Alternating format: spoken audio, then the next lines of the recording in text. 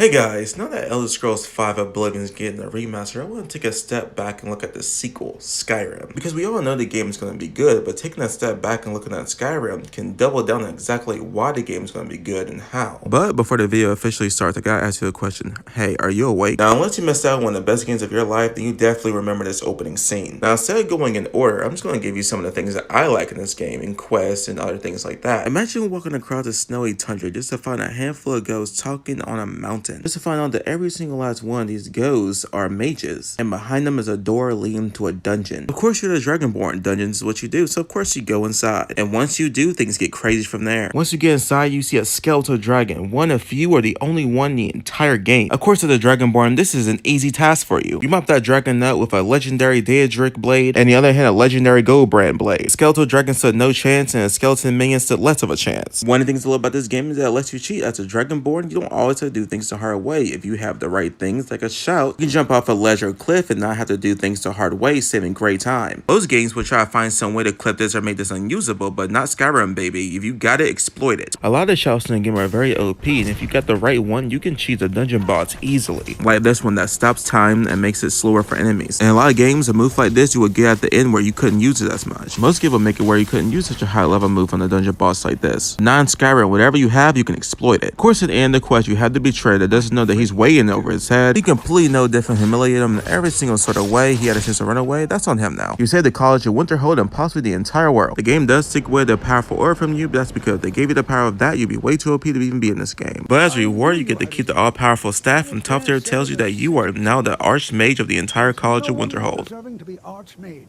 in my opinion. Okay, dungeon exploring and being all-powerful may not interest you, but maybe this strange amulet will. The amulet is part of a murder mystery that I refuse to spoil. I never wear it because I'm more of a development myself. But if I did choose my amulet, let's see what happens. Come to chat with an old woman. Is that an amulet of Mara?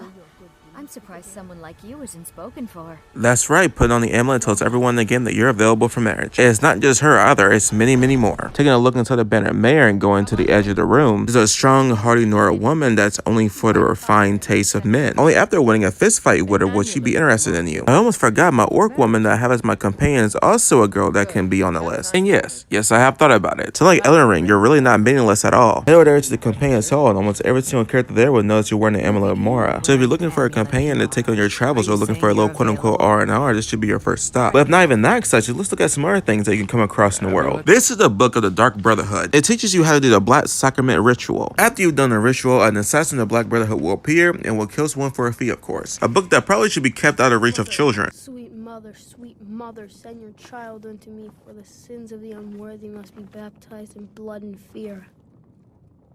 Well, that sure didn't last long, but let's see why this kid is doing this. The headmistress is an evil, cruel woman. They call her Grella the Kind, but she's not kind. She's terrible to all of us. So I ran away and came home and performed the Black Sacrament. Now you're here, and you could kill Grella the Kind. Apparently, at the orphanage he's staying at, there's a woman named Grella the Kind that isn't kind at all. But she may not be that bad. Let's see how bad is she. Alright, let's check out his orphanage. Shirk their duties will get an extra beating. Do I make myself clear? Yes, Grella. And one more thing. I will hear no more talk of adoptions. None of you riffraff is getting adopted, ever. Nobody needs you. Nobody wants you. Sorry, I forgot to talk. I was just sitting here freaking disturbed. Isn't that how cults are made? Is this a cult? Let's take a look at the other kids. Okay, alright. Okay, wait, one at a time, please. Wait. She's gonna kill way. Ever since that Aventus of us get adopted. Grella has been so especially not since Aventus took off. I hate it here. Grella the Kind is the meanest person in all of Skyrim. Well, guys, I think we all can agree that Grella the Kind is anything but kind and hasn't done a single thing for these children since she's got here, so, you know, if your discretion is advised. Who am I kidding? You guys want to see her go to. Let's get her out of here. Well, Arno, do you regret anything? Do you regret reading a certain book, doing a certain ritual? I mean, tell me how you feeling, man. I just knew it. I knew the Dark Brotherhood would save me. Here, just like I promised. This should fetch you a nice price. Thank you. Thank you again. Well, if he's happy, I'm happy. Just well, after a day like that, I think we deserve some rest at the college. We are the Archmage after all. What? What's going on? Where are we? Who could do this? We were at a mage college for God's sake. That was protection everywhere. Whoever could adopt the Archmage right out of his room inside the Winterhold college full of magical protectors everywhere must be incredibly skilled. Sleep well. That little Aretino boy was looking for the Dark Brotherhood. For me and my associates. Grelod the Kind was, by all rights, a Dark Brotherhood contract. I'm not even gonna pretend like I don't know who this is. This is Astrid, the leader of the Dark Brotherhood, and yes, she's gonna ask you to kill one of 3 people. I'm gonna do it because Astrid is my secret waifu, who I'd do anything for. Now let's get this body. After brutalizing one of the people in the room, now I finally made my way to Astrid, who was waiting for me seductively, if I may say. Let's hear what she's gonna say. I hope you found the place all right. Well, what happens now is you start your new life in the Dark Brotherhood. You're part of the family, after all. This, as you can see, is our sanctuary. You won't find a safer place in all of Skyrim. So get comfortable.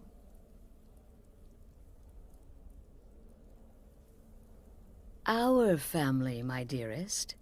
Our family. Together, united as one, the Dark Brotherhood can accomplish anything. But you must be anxious to get to work. I'm arranging a job, but need a bit more time.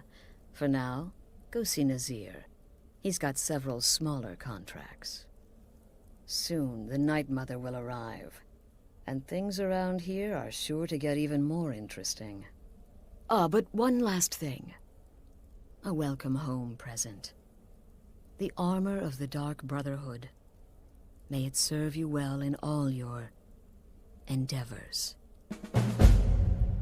And just like that, we're down the rabbit hole and now we're part of the Dark Brotherhood. All because we helped one kid kill one old woman. I could end the video right there, but where's the fun at? Let me show you around the place and let's go see some of these missions. Let me guess. Astrid failed to mention I'm her husband? She has a tendency to do that. Doesn't want the others thinking she plays favorites.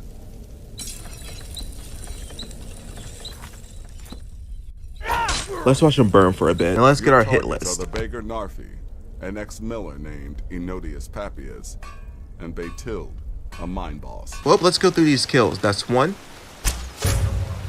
think he's so cool because he's a werewolf? I'll show a real werewolf. And that's 2.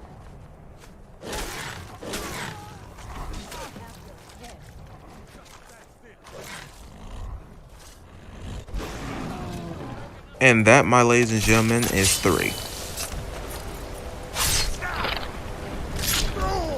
It's funny how one good deed turned into being with the Black Brotherhood, would turn into making money off killing people off hit lists. And those hours, the murder. I could do this all day. Now, maybe you couldn't understand that Skyrim is a game made with immense care. You could go down a rabbit hole of events just by simply drinking with somebody. So of course I have high hopes for the Oblivion remake. For the developers to be saying this type of stuff. One of the games that made me want to be a game developer. The best way to describe it would be to call it a love letter. This video isn't just saying that I'm excited for the Oblivion remake. It's saying if Oblivion lands on its feet, we could be looking good and getting the things we want. But subscribe and comment what you guys think. Bye-bye.